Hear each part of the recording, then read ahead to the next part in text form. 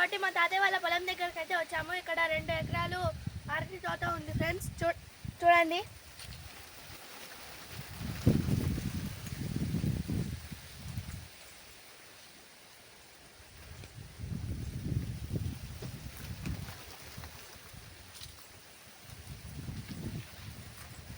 ఇక్కడ మొత్తం చాలా గొల్లలు ఉన్నాయి ఫ్రెండ్స్. చూడండి అరటికాయలు.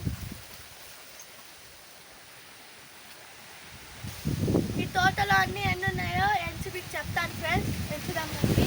1 2 3 అమ్మా మొత్తం 1500 గొల్లలు ఉన్నాయి ఫ్రెండ్స్.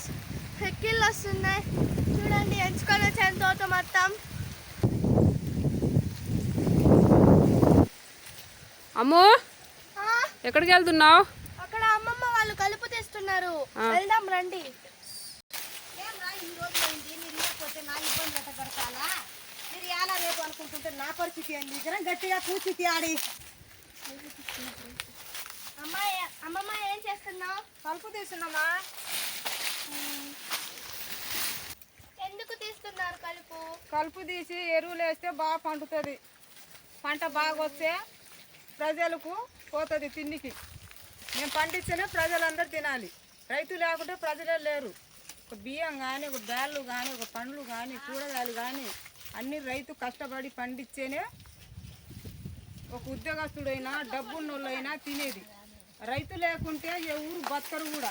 రైతు చల్లగా సంతోషంగా ఉంటేనే ఆకులలో బతికేది. రైతు ఎప్పుడు ఇబ్బంది పడతారో అప్పుడు ఆకులలో బతకరనే లెక్క. ఎంత డబ్బున్నా డబ్బు తిని బతకరు.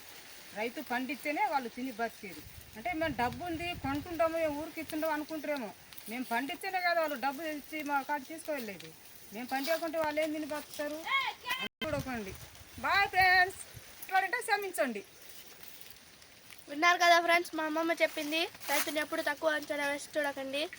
Okay friends, bye.